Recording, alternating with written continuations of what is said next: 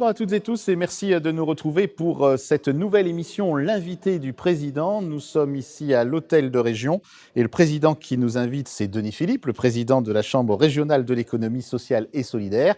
Mais nous sommes ici dans l'hôtel de région, une région présidée par Renaud Muselier et dont Madame Agnès Rossi est conseillère régionale déléguée à l'économie sociale et solidaire. Merci donc de nous accueillir, chère Madame. Dans quelques instants, on va faire les présentations, puisque vous êtes, permettez-moi de le dire, une nouvelle conseillère régionale, donc on va vous découvrir. Un petit mot, Denis Philippe, pour commencer. Déjà la 4e émission, l'invité du président, qui montre donc le dynamisme et la volonté de communication du monde de l'économie sociale et solidaire que vous représentez. J'ai eu peur, Monsieur Blisson, que vous alliez nous dire que le temps passe et que nous vieillissons tous les deux ensemble. C'est vrai qu'il y a une dynamique de l'économie sociale et solidaire dans cette région, on le sait. Je voudrais quand même remercier le président Muselier, qui avait pris un engagement fort de dire qu'il y aurait une élue qui serait en charge de l'économie sociale et solidaire dans la région. Je suis très heureux de pouvoir maintenant compter sur Madame Agnès Rossi qui a cette mission avec laquelle nous avons déjà commencé à travailler et nous pourrons en parler. Et puis, pour ceux qui étaient inquiets sur la reconnaissance que pouvait avoir la région de l'économie sociale et solidaire, je crois qu'aussi le président Muselier a fait un certain nombre de déclarations qui doivent rassurer les acteurs, les actrices de l'économie sociale et solidaire, toutes les entreprises. La relation entre la Chambre régionale qui représente ces acteurs et la région, on peut le dire, Madame la conseillère régionale, la relation est très très forte. Voilà, alors nous parlerons dans cette émission du poids de cette contribution économique au développement de la région, à la fois en matière, on va le dire, de contribution en produit national ou régional brut de l'économie sociale et solidaire, et puis la contribution en matière d'emploi, en matière sociale, la contribution aussi en matière écologique. Ce sera un de nos sujets. Donc on va parler de cette politique de développement économique des territoires, de l'accompagnement aujourd'hui du monde de l'ESS, et puis de vos projets à venir dans les prochains mois. Mais tout d'abord, Madame Rossi, on va passer peut-être à la partie la plus difficile. C'est jamais le plus simple, c'est vous demander simplement de vous présenter. Vous venez d'un très beau département, les Hautes-Alpes, et donc je souhaite que nous vous connaissions un petit peu mieux. Est-ce que vous pouvez nous dire qui vous êtes ? Tout d'abord, bonjour à tous. Je tiens à remercier Denis Philippe, le président de la CRES, et puis Monsieur Blisson, parce que c'est une interview avec un média de l'économie sociale et solidaire, et bien sûr le président Muselier, qui m'a permis de travailler dans ce monde de l'économie sociale et solidaire. Donc Agnès Rossi, nouvelle conseillère régionale depuis le mois de juin. Je viens de la société civile. Je n'ai jamais travaillé dans ce domaine. Ça fait 30 ans que je suis dans le milieu médical et plutôt dans la partie industrielle, dans l'imagerie médicale. Je découvre cette économie avec des yeux d'enfant et d'émerveillement.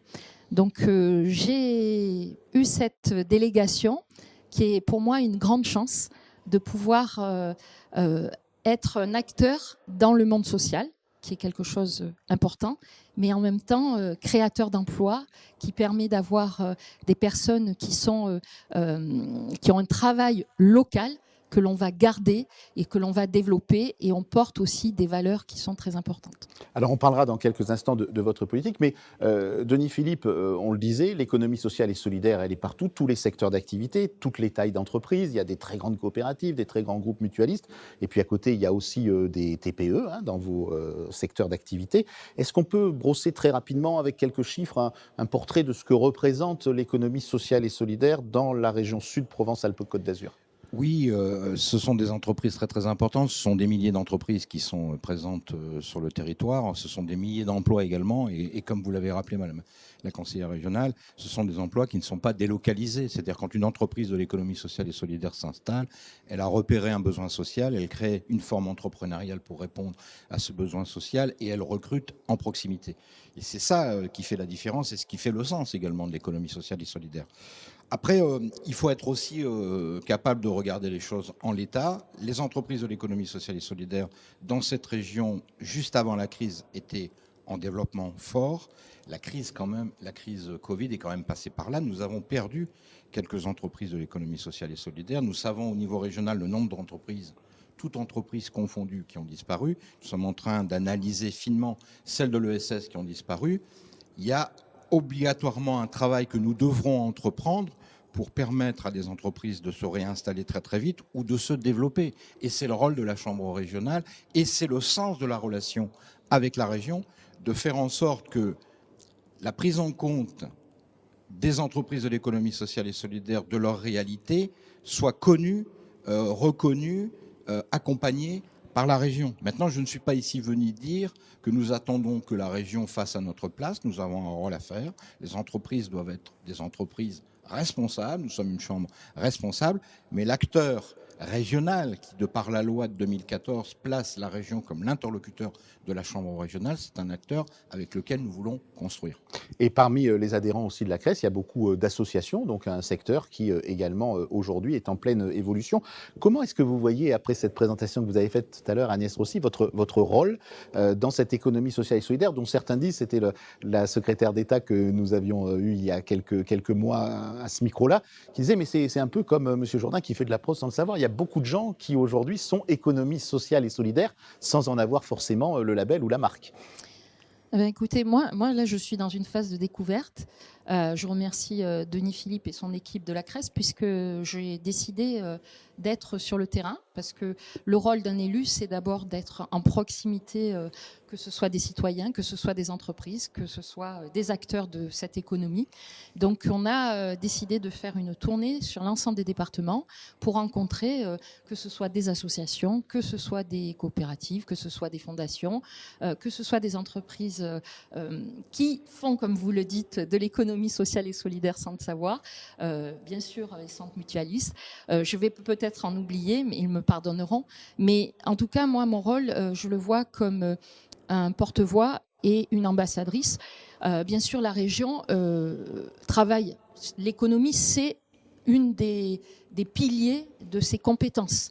Donc c'est très très important.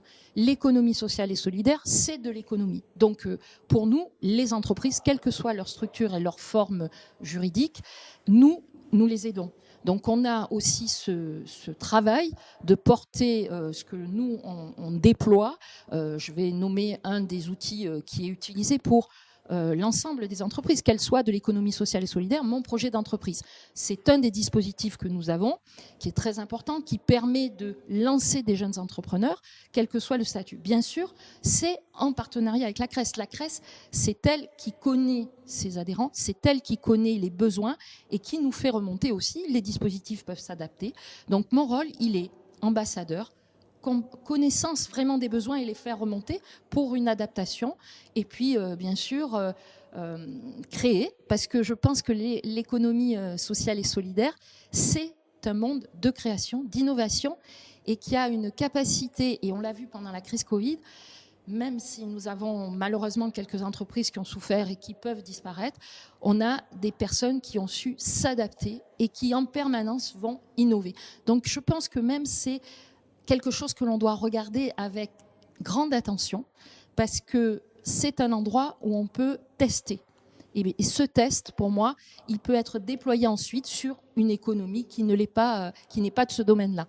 Donc vraiment, c'est une richesse pour notre région et c'est une richesse pour l'économie tout entière. Et on va rentrer dans le détail de ces dispositifs, ou en tout cas de ce qui existe et de ce que vous mettez en place. Peut-être un mot en écho à ce que vient de dire Agnès Rossi, Denis Philippe, sur les valeurs que porte votre monde, parce qu'en effet, ce sont des entreprises, mais qui ont ces valeurs de l'économie sociale et solidaire. C'est peut-être une bonne chose de les rappeler. On parle beaucoup, par exemple, de la proximité, surtout dans un territoire aussi différent que peut l'être la région Sud Provence-Alpes-Côte d'Azur. Alors, il y a des entreprises qui ont un statut historique de l'économie sociale et solidaire.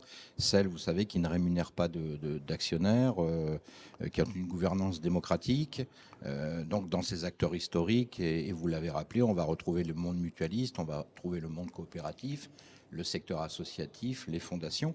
Mais n'oublions pas, et on a parfois tendance à l'ignorer, que la loi de 2014 a ouvert aussi à des entreprises qui ne sont pas historiquement dans le schéma de l'économie sociale et solidaire, mais qui ont des actions, des engagements, la recherche du sens, et qui portent peut-être également, comme vous le disiez, sans le savoir, comme vous l'avez rappelé, M. Blisson, qui font de l'ESS sans le savoir. Et je pense que sur ce champ-là, nous devons Je pense qu'il ne faut pas que nous, acteurs historiques de l'économie sociale et solidaire, fermions les portes et les fenêtres et ne permettions pas à des entreprises qui voudraient venir vers l'économie sociale et solidaire de le faire. Je pense qu'il faut élargir le champ. Et notre Chambre régionale a cette vision-là. Bien entendu, elle est là pour la défense des intérêts de ces entreprises historiques, mais je pense qu'il faut ouvrir des champs, ouvrir des pistes pour aller avec d'autres acteurs. Je l'ai souvent dit, la Chambre régionale de l'économie sociale et solidaire représente un mode d'entreprendre, mais elle doit être en relation avec les autres acteurs qui entreprennent. Ça serait une erreur que de s'en former dans son bastion. Nous sommes ouverts sur la réalité, nous sommes dans la vraie vie. Et comme vous l'avez rappelé, l'économie sociale et solidaire, le premier mot, c'est économie. Et nos entreprises, quand bien même elles aient des valeurs, qu'elles aient des statuts différents, qu'elles entreprennent autrement, elles sont quand même confrontées aux réalités économiques et elles ont les difficultés que peuvent rencontrer toutes les entreprises. Et c'est pour ça que j'ai été heureux qu'il y ait la compréhension au niveau de la région, qu'on ne fasse pas un traitement différencié pour les entreprises de l'économie sociale et solidaire, qu'on reconnaisse que les entreprises de l'économie sociale et solidaire sont des entreprises et que les dispositifs que peut ouvrir la région, comme l'État d'ailleurs, puissent s'adresser aussi aux entreprises de l'économie sociale et solidaire. Et pour terminer cette première partie de notre entretien, peut-être par rapport à un concept, on y reviendra peut-être pas sur la suite puisqu'on abordera des côtés plus précis de vos actions. Aujourd'hui, dans le monde dans lequel nous vivons, une société qu'on dit fracturée, la place des jeunes qu'il faut arriver à mieux faire, quels sont les ressorts que peut amener l'économie sociale et solidaire? Est-ce que ça peut être aujourd'hui une solution, une réponse à des problématiques que se posent les acteurs économiques présents et futurs, et notamment le monde des jeunes? Moi, je pense que pour les jeunes, c'est un très bon moyen de démarrer. Il y en a beaucoup qui aujourd'hui se posent la question des valeurs.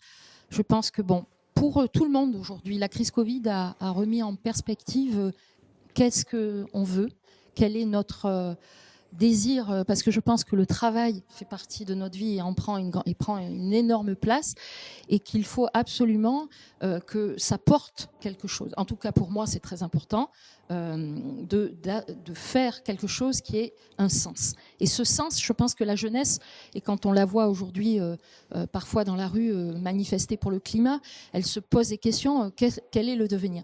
Et je crois que l'économie sociale et solidaire, créer des entreprises, démarrer dans cet univers où on a, on va dire, une justice, une notion de partage et surtout d'utilité sociale. Donc la société, faire société, être ensemble.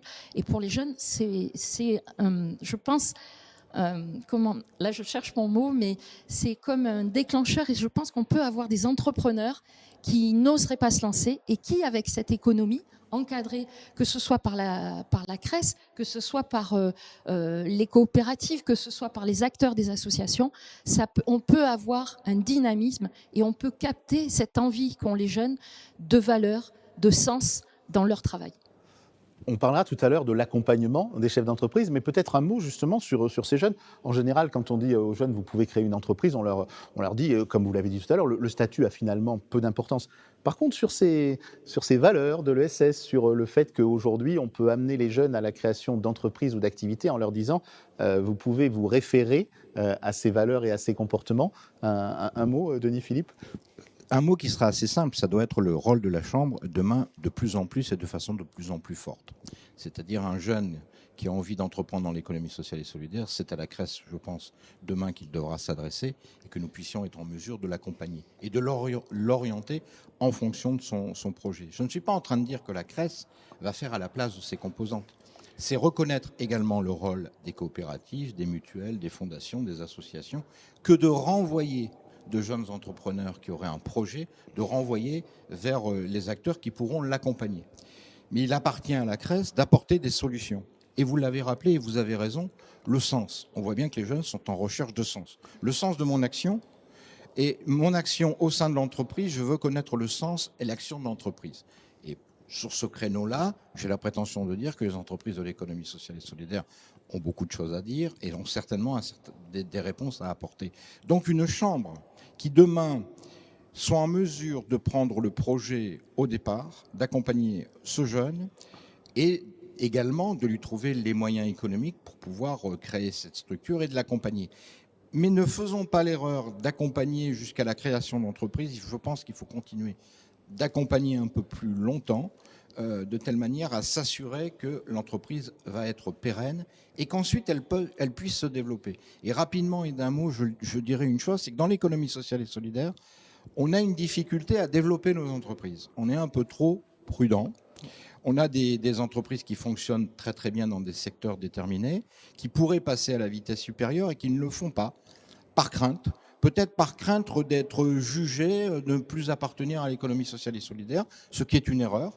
Et le rôle de la CRES aussi, c'est d'inciter nos chefs, femmes et hommes d'entreprise à pouvoir se développer, c'est le rôle de la Chambre. Et on va y venir dans quelques instants. Alors, on va évoquer ce côté d'accompagnement, et disons-le clairement, d'accompagnement financier, parce que si on veut franchir des étapes, il faut aussi qu'il y ait des accompagnements financiers. Vous en avez mis en place. Alors, on va commencer, si vous voulez bien, par une problématique très importante, surtout quand on parle aujourd'hui des contraintes d'écologie, de développement durable, de transition énergétique.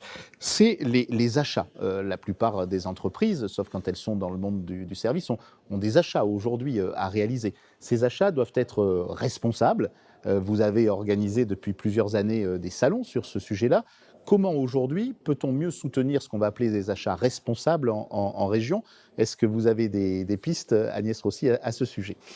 Alors, je pense que ce salon que vous avez mentionné, ce salon, il a été arrêté pendant la période Covid. Et je pense que le président l'avait peut-être déjà annoncé, mais il va revenir et il sera normalement septembre ou octobre, je n'ai pas encore exactement les dates, et il sera sur Marseille, donc c'est une belle réussite. Et on sait qu'aujourd'hui, il est très important que l'on puisse mettre en relation l'ensemble des acteurs pour leur permettre d'avoir cette sensibilité à l'achat responsable. Alors ça passe par, bien sûr, la relation, parce que les acteurs sont très nombreux. Ça passe aussi par de la formation. On va parler de collectivités. Les collectivités ont besoin de mettre dans leur dossier d'appel d'offres, dans leur façon d'acheter, cette notion d'achat responsable. Et nous, la région, nous portons comme exemple dans nos achats, dans nos services, dans les formations même des personnels, cette notion d'achat responsable. Donc ce salon, pour nous, c'est un moyen de mettre de faire se rencontrer les acteurs et qu'ils s'emparent de ce dossier-là. Ça fait partie de la transition écologique. Acheter responsable, ça veut dire qu'on ne va pas gaspiller, qu'on ne va pas dépenser trop et qu'on va faire circuler. Donc, c'est extrêmement important. Donc, nous, on supporte ce salon, bien sûr, parce que la région est un vrai partenaire de la CRES et on compte vraiment pour que ça soit un succès, cette 5e édition, puisqu'il n'y a pas eu d'édition pendant le Covid. Alors, Denis Philippe, il n'y a pas eu d'édition. Excusez-moi, je me permets de vous reprendre. Il y a eu une édition virtuelle, ce qui montre que vous êtes dans l'innovation. Et il y a eu, en effet, c'était assez original comme pratique. Mais aujourd'hui, quand vous le disiez tout à l'heure, les adhérents, il faut qu'ils se disent qu'ils ont peut-être plus d'ambition à avoir, plus d'ambition de taille ou autre. Mais là aussi, si vous me dites, moi, je suis dans le monde de l'économie sociale et solidaire, j'ai une petite boîte, vous me dites, il faut que vous fassiez des achats responsables ou des achats durables. Je vous dis, mais comment on fait, quoi? Donc, quelles sont les clés, quelles sont les solutions? Donc là, ça fait partie de l'accompagnement de la CRES, de dire, mais c'est à votre portée d'avoir une politique d'achat responsable. C'est ça, c'est-à-dire, clarifions bien les choses, le salon a évolué. Ça reste le salon des achats responsables, organisé par la CRES, mais avec des acteurs qui sont dans cette logique d'achat responsable. Donc très clairement, ça ne se limite pas qu'aux acteurs de l'économie sociale et solidaire, parce que je pense que ce serait une erreur, et qu'il est important que les entreprises de l'économie sociale et solidaire rencontrent, comme vous l'avez rappelé, les collectivités, d'autres entreprises qui sont sur le même sujet. Et que la CRES soit l'acteur qui se positionne sur les achats responsables et fasse se rencontrer des gens qui n'avaient pas forcément vocation à se rencontrer. Moi, je crois beaucoup à la relation humaine. Vous savez, dans l'économie sociale et solidaire, il y a l'humain quand même qui est au centre. Moi, je crois aux relations. Quand on ne se connaît pas, on a peut-être des préjugés et des idées préconçues. Faire rencontrer des acteurs différents, de mondes économiques différents pour avancer ensemble, c'est ça le but. Et si on est attaché, comme nous le sommes, Madame la conseillère régionale, vous, Monsieur Blisson, moi, au développement de notre région, Je pense que c'est ensemble qu'il faut avancer. Même si les chiffres du chômage, j'ai cru comprendre, étaient moins mauvais, il en reste pas moins qu'on a ce problème, et on a un problème particulier dans les Bouches-du-Rhône. Si on veut battre campagne pour essayer de faire en sorte qu'on fasse diminuer les chiffres de chômage, ce sont tous les acteurs économiques qui doivent ensemble apporter cette réponse. Moi, je crois à ces relations. Je ne veux pas qu'un autre acteur économique parle au nom de la Chambre régionale. Moi, je ne parle pas au nom des autres acteurs économiques, mais je pense qu'on a des bouts de chemin à faire. Et j'ai été très satisfait. Hier, il y avait le patron de la CPME qui m'a contacté. Il veut qu'on se rencontre et il pense qu'on a des choses à faire ensemble. Je suis convaincu que nous avons des choses à faire avec les artisans, avec les commerçants, avec les dirigeants de petites et moyennes entreprises, avec les agriculteurs. L'économie sociale et solidaire ne doit pas être un monde à part, elle ne doit pas rester dans une tour d'ivoire considérant qu'elle aurait le Graal par sa vision économique. Elle doit aller se confronter avec d'autres acteurs économiques et c'est le sens du salon. C'est le sens du salon, de faire rencontrer, de faire des affaires également, disons les choses. Nos entreprises, elles ont besoin de faire des affaires, de rencontrer d'autres acteurs, de se faire reconnaître, et que d'autres acteurs se disent, bah tiens, je n'avais pas pensé à tel acteur, il est de l'économie sociale et solidaire, mais nous pouvons faire un petit bout de chemin ensemble. Alors une question que je vous pose à tous les deux, est-ce que l'incitatif suffit? C'est-à-dire que là, donc, on dit, on fait un salon, on dit aux gens, il faut que vous achetiez responsable. On peut peut-être avoir aussi des critiques du style, bon, c'est dans l'air du temps de dire ça, mais après, concrètement, comment on fait? Et surtout, aujourd'hui, est-ce que vous envisagez un moyen style un petit peu comme ça a été fait aux États-Unis, comme d'autres chambres l'envisagent, parce qu'on appelle les Small Business Act, de dire, bon ben voilà, il y a une incitation forte, il y a peut-être même des clauses de dire, bon ben voilà, là il faut que sur tels achats, vous passiez par tel ou tel partenaire. Est-ce qu'on doit être juste dans l'incitation, en vous provoquant, je dirais, dans l'incantation, ou est-ce qu'on doit aujourd'hui mettre en place des dispositifs précis pour dire, voilà, ça s'organise comme ça pour que tout le monde puisse avoir le bon interlocuteur? Il y a déjà des dispositifs précis. Madame Rossi vient de le rappeler. Par exemple, l'obligation qui est faite aux collectivités territoriales d'aller sur le champ des achats responsables. Je pense que les entreprises s'astreignent de plus en plus et qu'il y a des codes également qui leur sont donnés pour qu'ils aillent sur ces... Bien sûr qu'il faudra améliorer, mais amener les gens aussi à la démarche sans les contraindre et leur tordre le bras immédiatement, c'est peut-être aussi une formule. Nous, c'est plutôt la façon dont nous voyons les choses. C'est clair que le rôle de la Chambre, c'est parfois d'être dans l'incantation et de porter la parole des acteurs qu'il représente. C'est le rôle du président de la CRES.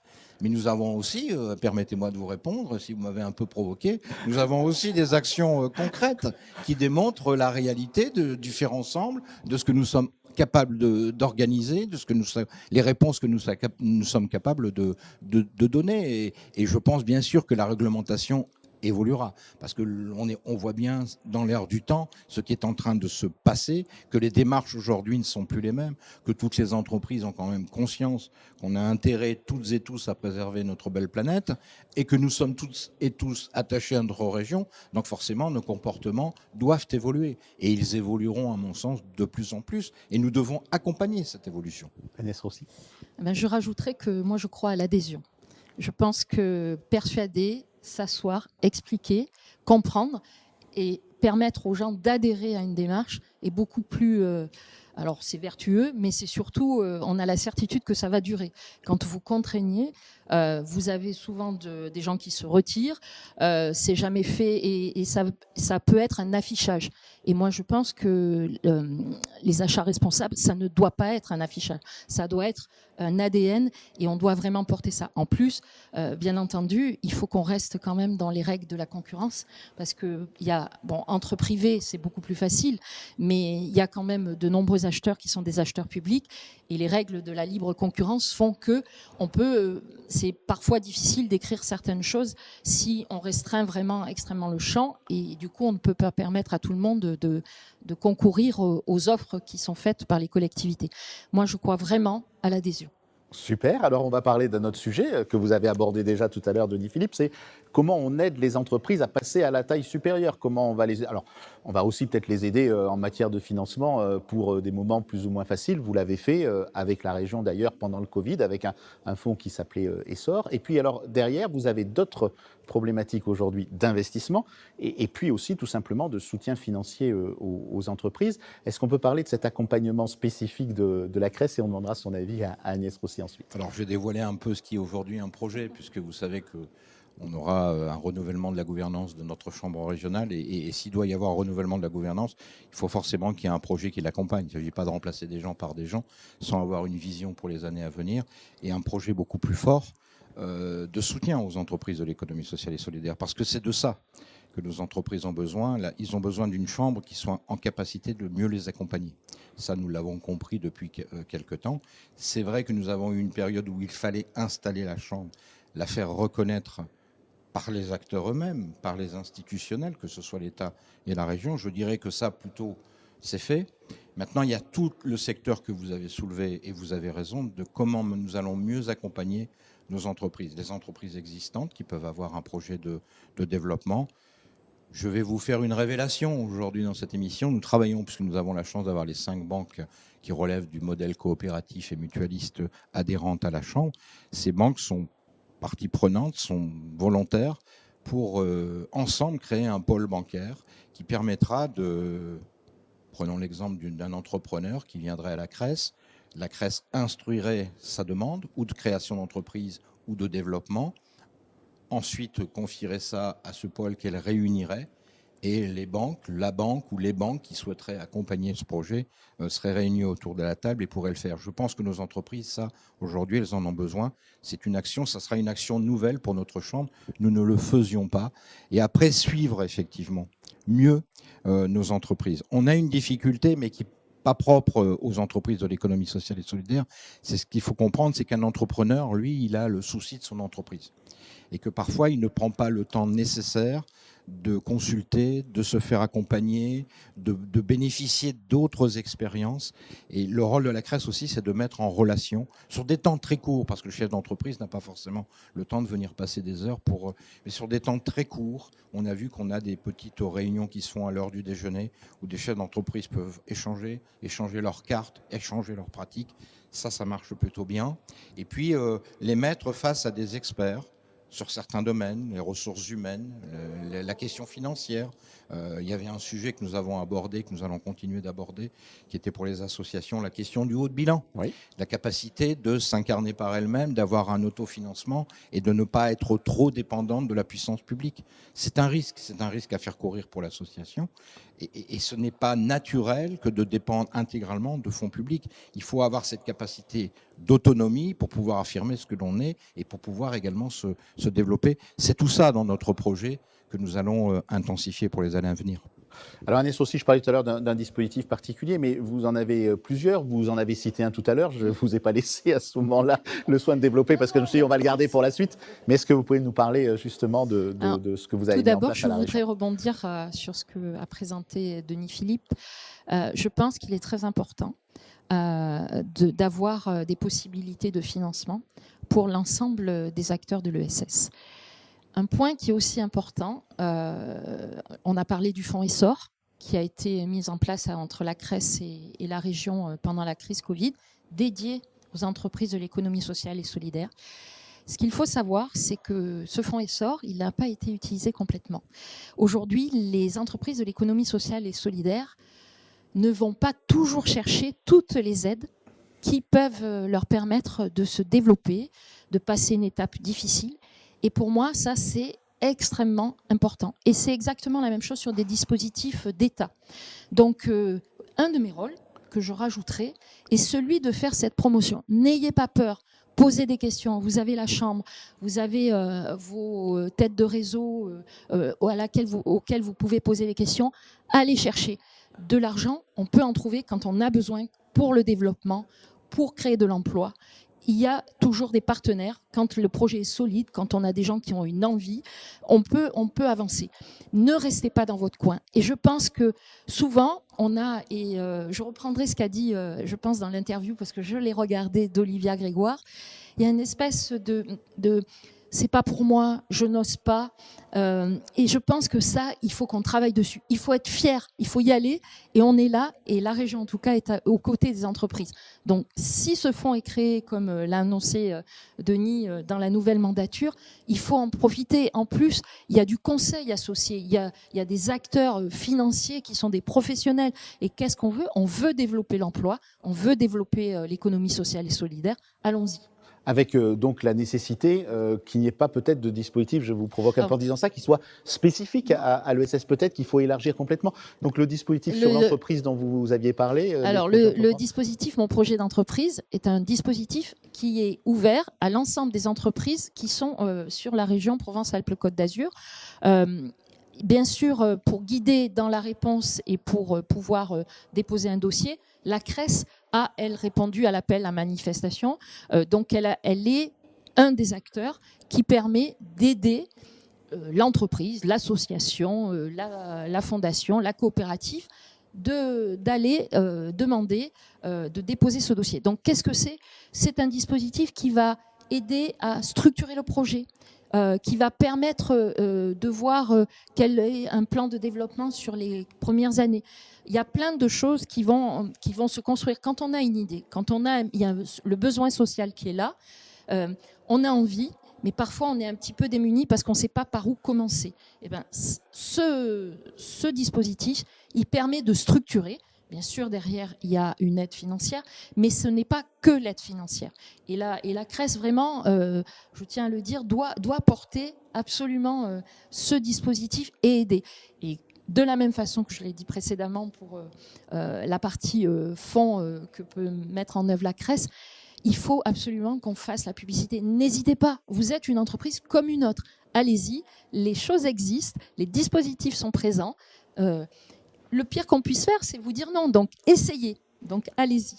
Alors, vous avez mis en place, Denis Philippe, un autre dispositif qui, lui, s'appelle le Fonds Invest. Dispositif, je crois que s'il y a un de vos vice-présidents qui m'écoute, il ne sera pas content, parce qu'on va peut-être essayer d'enlever ce nom-là. Mais là, vous avez des acteurs locaux, parce que quand vous parliez tout à l'heure des banques régionales, l'intérêt pour vous, vous avez beaucoup de chance, c'est que ce sont des acteurs qui ont une capacité de prise de décision en région. Ils ne sont pas obligés de demander à Paris, à Londres ou ailleurs l'autorisation.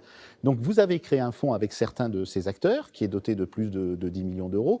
Aujourd'hui, quel est l'objectif de ce fonds ? Parce que est-ce qu'on peut intéresser des investisseurs au monde de l'économie sociale et solidaire, dont on dit souvent il fonctionne avec des caractéristiques, un homme, une voix, dans le mutualisme, dans le monde coopératif, où il n'y a pas vraiment d'intérêt de gouvernance. Donc, quel est le ressort que peuvent aujourd'hui trouver les investisseurs dans l'économie sociale et solidaire ? D'abord, ce fonds, quand on l'a créé, ce sont des acteurs de l'économie sociale et solidaire qui sont venus l'abonder. Et la rentabilité de ce fonds, elle n'est pas la même que si c'était agi d'un autre fonds. Donc les acteurs, il y a vraiment une démarche d'engagement pour venir en aide et au soutien à d'autres acteurs de l'économie sociale et solidaire. Et vous l'avez rappelé au début de votre intervention, c'est de dire que dans l'économie sociale et solidaire, il y a de très gros acteurs. Il y a de très grosses entreprises, assurances, banques, mutuelles, de très gros acteurs de l'économie, de grandes coopératives, de grandes associations. Et puis il y a des petits acteurs, il y a des TPE, PME de l'économie sociale et solidaire. Et aujourd'hui, moi je le perçois très très nettement, les grands acteurs ont envie d'accompagner des acteurs plus petits et de mettre en place des dispositifs qui peuvent venir au soutien économique. Et même d'aller plus loin, on l'a fait avec de gros acteurs qui sont prêts à nous envoyer des collaborateurs pour venir accompagner sur les questions financières, sur les questions juridiques, sur les questions de ressources humaines, même sur les dispositifs et le matériel informatique, sont capables de venir faire des formations et le font bénévolement. Donc je veux dire, moi je crois beaucoup en cette mise en relation. Trop longtemps, les acteurs de l'économie sociale et solidaire étaient chacun dans leur parti, dans leur travée et ne regardaient pas ce qui se passait chez le voisin. Et le rôle de la CRES, c'est justement d'avoir cette mise en relation, jouer ce rôle de transversalité, de permettre à des gens de se rencontrer. Il y avait une défiance d'ailleurs. Moi, je me souviens de débats dans l'économie sociale et solidaire où on disait ah mais les mutuelles aujourd'hui, les assureurs mutualistes, les banques, c'est pas des purs maintenant parce que nous on est des purs. Moi, je crois pas à la pureté. Je crois à la pureté, mais en matière de développement d'entreprise, il faut être un petit peu plus réaliste. Et si de grands acteurs de l'économie sociale et solidaire font l'effort, je dirais l'effort, il faut le dire, de vouloir prendre du temps pour accompagner des plus petites, pourquoi on s'en passerait ? Donc c'est ça que la CRES doit faire, c'est ce que incite également l'État à faire, et les grands acteurs ont envie de le faire. Moi j'ai été très surpris. Quand je vous parlais de ce fonds que les banques on pourrait constituer, l'idée ne vient pas de la CRES, elle vient des banques. C'est-à-dire que les banques, elles veulent maintenant avoir un contact avec les entreprises de l'ESS. Derrière, bien évidemment, nous ne sommes pas naïfs. Elles peuvent, évidemment, si elles peuvent les récupérer comme clients, mais à la limite, moi, ça ne me gêne pas du tout. Je préfère qu'une entreprise qui va se constituer demain, elle soit dans une banque coopérative plutôt que dans une autre banque, et que si elle doit prendre un contrat dans une mutuelle, elle le prenne dans une mutuelle de la mutualité française, et si elle doit choisir un assureur mutualiste, qu'elle choisisse un assureur mutualiste. Donc moi, ça ne me gêne pas du tout qu'on puisse mettre en relation ces acteurs-là. C'est le rôle de la Chambre. D'autant qu'en général, quand on demande du soutien à ces banques, elles vous demandent de devenir sociétaire, donc de rentrer dans le concert de l'économie sociale et solidaire. On va arrêter sur le volet financier, si vous voulez bien, mais on pourrait y revenir à l'occasion d'une émission numéro 5 ou numéro 6 de l'invité du président.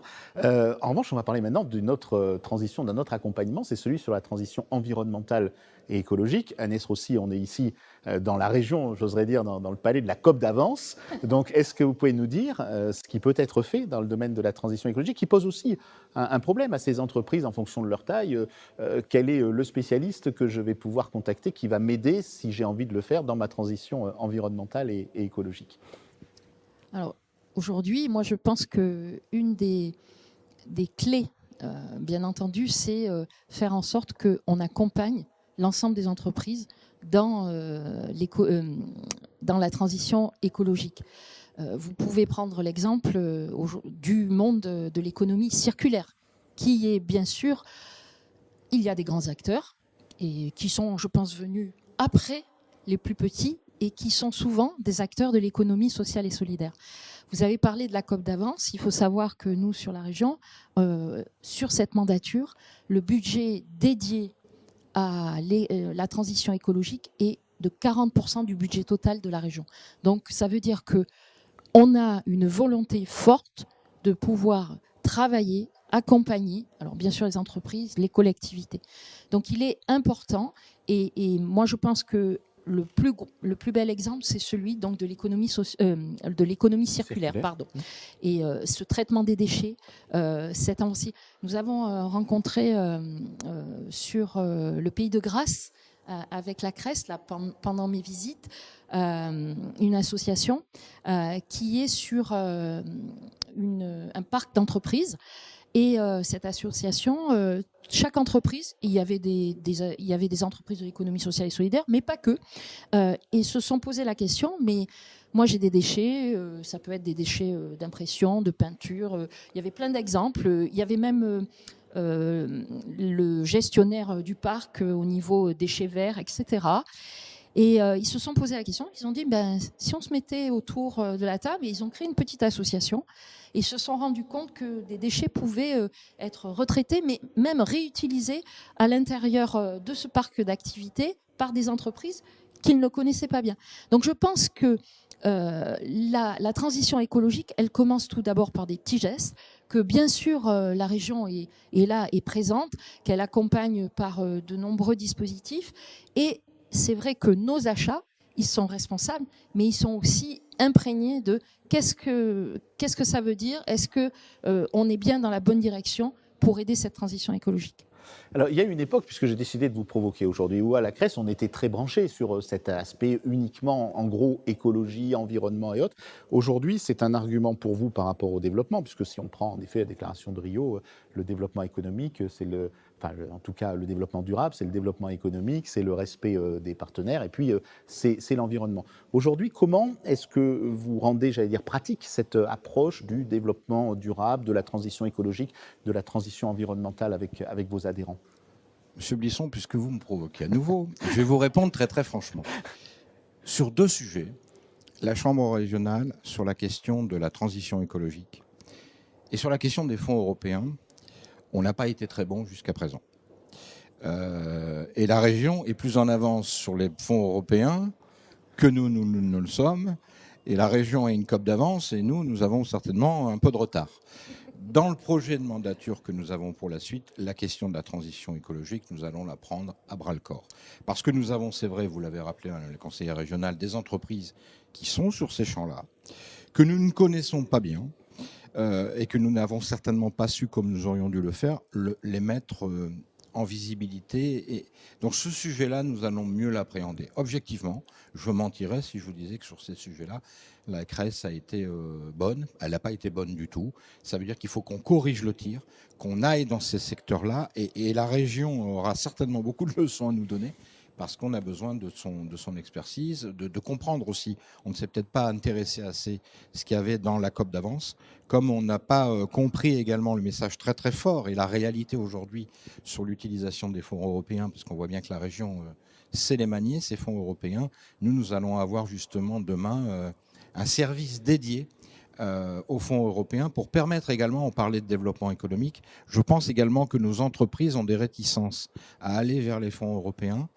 mettre souvent en avant qu'il y a une certaine complexité à monter les dossiers, donc ça, il va falloir qu'on le travaille. Et s'il y a une complexité, il faut la lever. Et cette complexité, c'est le rôle de la CRES d'essayer de la lever en produisant le service nécessaire qui puisse permettre à nos entreprises d'aller sur les fonds européens. Et puis, nous allons faire mieux. Je prends l'engagement aujourd'hui devant vous sur la question de la transition écologique. Alors justement, on va parler maintenant de vos projets pour l'année et pour les mois qui viennent. Commençons par celui-là, mieux discuter ensemble de l'utilisation des fonds européens, mieux travailler. J'ai cru comprendre un petit appel du pied du président, là, donc. Alors, c'est un petit appel du pied gentil, on va dire, parce qu'on en a parlé précédemment.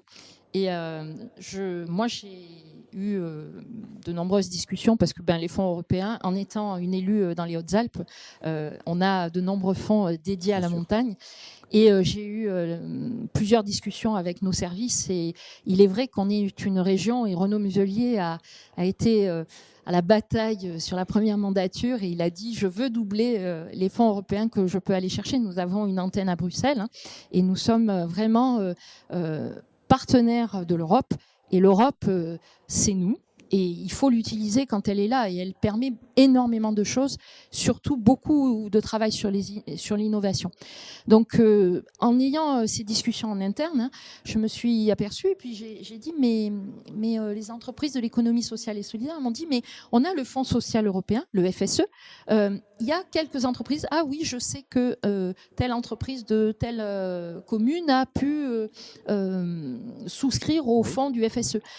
J'ai dit, mais ça fait pas beaucoup. Et elle me dit, mais on pourrait travailler. J'ai dit, mais bien sûr. Donc j'en ai parlé avec Denis. Denis avait exactement un peu ils étaient un peu dans cette réflexion. Et je pense que là, on va dire faire rencontrer les compétences, mettre en relation, et bien sûr on va les aider. C'est très important pour nous. Utiliser les fonds européens qui sont disponibles, c'est une évidence. Et l'Europe est là, elle nous aide, profitons-en. On parlait de visibilité, on a beaucoup insisté, je crois que c'est un peu le fil rouge de cette émission, sur le fait que souvent les gens n'osaient pas aller chercher toutes ces, ne serait-ce déjà que les informations, et puis ensuite tous les accompagnements possibles. Vous allez lancer cette année la 3e conférence régionale de l'économie sociale et solidaire, Denis Philippe. Qu'est-ce que vous en attendez? Et puis c'est quoi une conférence régionale de l'ESS? D'abord, c'est inscrit dans la loi. C'est ce qui permet également de re-signer une convention entre l'État et la région, qui sont les deux interlocuteurs de la Chambre régionale, donc convention tripartite, État, région, Chambre régionale, et puis ça donne l'occasion également de montrer ce qui a été fait, puisque l'État attend de nous qu'on vienne lui expliquer ce que nous avons fait, et la région attend de nous également de venir expliquer ce que nous allons faire, et puis de tracer la feuille de route pour la suite. Nous avions fait une conférence régionale, je crois que c'est la première dans les salons de la préfecture de région. Nous serons accueillis pour cette 3e conférence régionale ici à l'hôtel de région. C'est important parce que ça positionne effectivement la CRES dans sa réalité, interlocuteur de l'État, même si je regrette que l'État ne soit pas engagé aussi fortement que la région ça, aux côtés de la Chambre. C'est un bon combat, ça. Oui, je trouve que l'État devrait être un petit peu plus attentif à ce que fait à ce que font les CRES, mais l'État a engagé pas mal de dispositifs. Mais je pense que l'attention de l'État vis-à-vis des chambres régionales pourrait être plus forte. Ça fera partie des combats, comme vous l'avez dit, que nous aurons, tant au plan national, de meilleure reconnaissance des CRES et du rôle qu'elles doivent avoir. Je pense qu'on peut améliorer, voire également la question du statut des CRES, qui, à mon avis, aujourd'hui, n'est quand même pas tout à fait satisfaisant. Par contre, j'ai eu l'occasion de le rappeler, je le rappelle encore, avec la région, la relation est forte. Et c'est vrai. Et moi, je n'ai pas de difficulté à le dire parce que c'est vrai. Je n'ai pas dit que ça avait été simple de venir expliquer ce que nous étions, mais dans la mesure où le président de la région a compris ce qu'étaient les entreprises de l'économie sociale et solidaire et a compris la vision que nous pouvions partager et que nous la partageons aujourd'hui, la relation avec la région, elle est forte et c'est important. Parce que le soutien de la région, il est à nos entreprises. C'est-à-dire, le soutien qu'accorde la région à notre chambre régionale, il est à destination du développement de nos entreprises. Et une action de visibilité que vous avez rappelée, où la région également est partenaire sur le salon des achats responsables, ça veut dire que la région vient s'afficher avec la chambre régionale sur des sujets dont elle pense, et elle a raison, qui sont des sujets importants. Donc pour nous, il y a encore beaucoup de travail, à faire, et nous allons le faire forcément. Alors, vous, qu'en attendez-vous, puisque vous nous disiez, Agnès Rossi, que vous découvriez ce monde de l'économie sociale et solidaire? Je pense que la conférence régionale, c'est le meilleur moment pour rencontrer tous les acteurs, si ce n'a pas déjà été le cas avec vos déplacements sur le terrain. Mais vous attendez quoi à la région de cette conférence régionale? Alors moi, je pense que la conférence régionale, c'est un lieu et un moment obligatoire. On doit, quand on est des acteurs divers, variés, comme les acteurs de l'ESS, il faut absolument avoir des points fixes sur lesquels on peut se retrouver. Il y a tout d'abord un bilan. On a eu une période Covid. Qu'est-ce qui s'est passé ? Il y a eu des belles choses, hein. Il y a eu de l'innovation qui a existé. Vous m'entendrez dire ce mot très souvent, parce que je suis très impressionnée par la capacité des entreprises de l'ESS à avoir pu s'adapter dans ce moment contraint. Donc moi, j'en attends un bilan. Et puis, ça sera l'opportunité de rencontrer les acteurs que je n'ai pas encore eu la chance de rencontrer. Et je pense que les deux thématiques là, dont on a parlé, qui sont la transition écologique et les fonds européens, entre autres, peuvent être des thématiques abordées avec les différents acteurs et puis voir quelles sont leurs attentes. Quelles sont leurs contraintes, comment on pourrait les surmonter. Et je pense qu'au cours de tables rondes ou d'échanges d'ateliers, on peut faire avancer.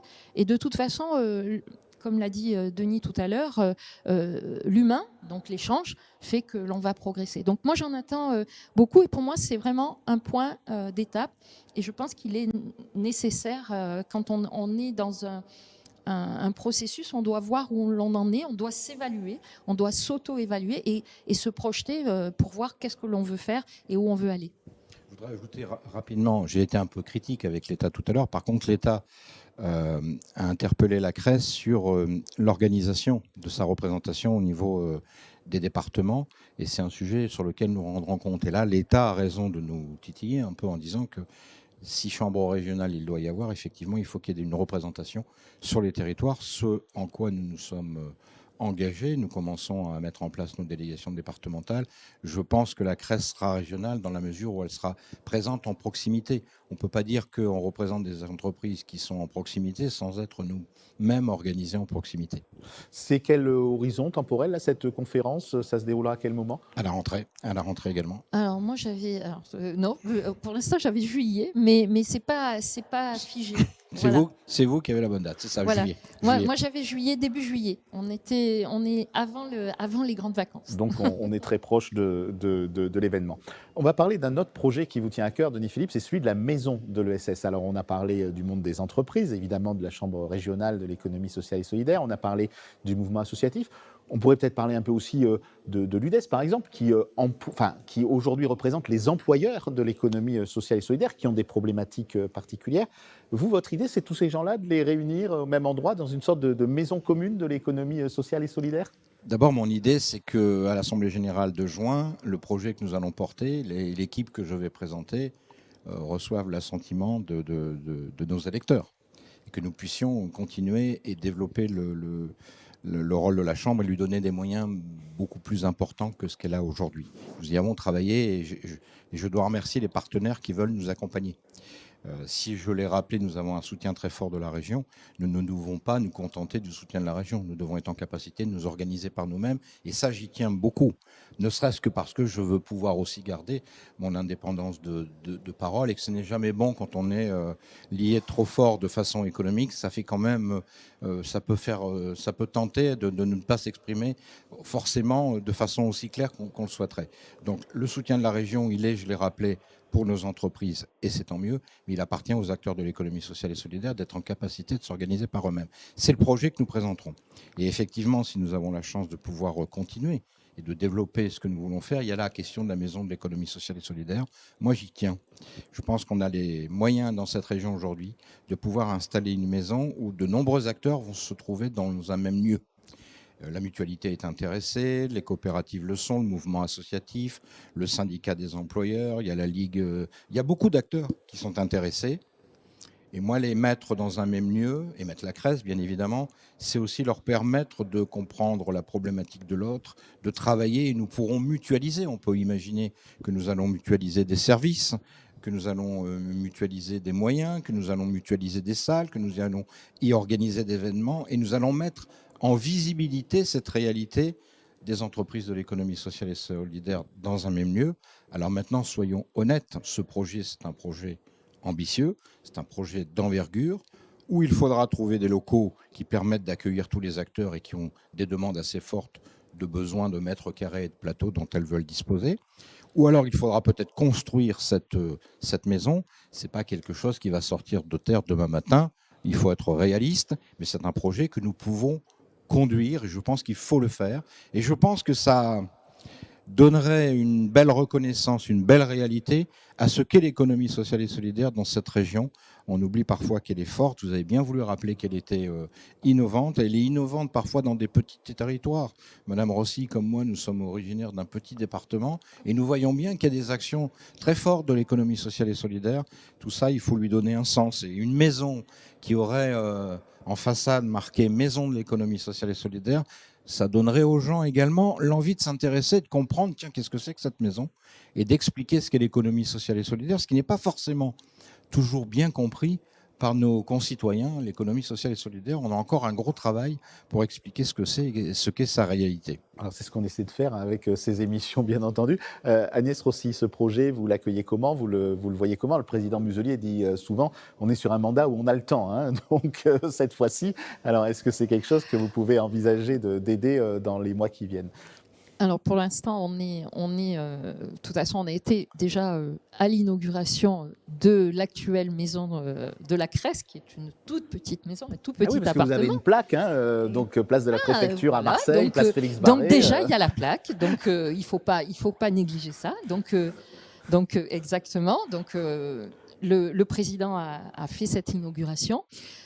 Pour nous, je pense que c'est très important, puisque comme les salons, comme les conférences, comme les émissions, le partage, la colocation, je n'aime pas trop ce mot, mais la colocation fait que les personnes s'intéressent à l'autre, à la problématique, et autour d'un café, de façon informelle, on peut découvrir que « Ah, mais ce que tu fais, ça peut m'intéresser. Ah, mais comment tu as réussi à passer cette étape-là » etc., etc. Et ça, on va dire, avec le chapeau de la CRES, mais surtout cette liberté de chacun d'échanger, pour moi, je pense que c'est un excellent projet. Donc, j'attends vraiment de voir un peu les prémices et l'avancement, hein, parce que, comme le dit Denis, on a besoin d'avoir déjà un lieu, et parce que physiquement, il faut ce lieu, et je pense que les acteurs suivront derrière. Merci beaucoup, merci à tous les deux, parce qu'on voit donc que l'économie sociale et solidaire est incarnée dans cette région au niveau de l'institution régionale, au niveau de la Chambre régionale de l'économie sociale et solidaire. Cette émission, vous pouvez la regarder sur différents réseaux, la partager également, c'est ce qui est important pour nous, la voir sur le site de la Chambre régionale de l'économie sociale et solidaire et des entreprises de cette économie sociale et solidaire dont nous avons parlé aujourd'hui. Merci madame, merci monsieur le président, et puis à très bientôt. Merci monsieur Bisson, au plaisir.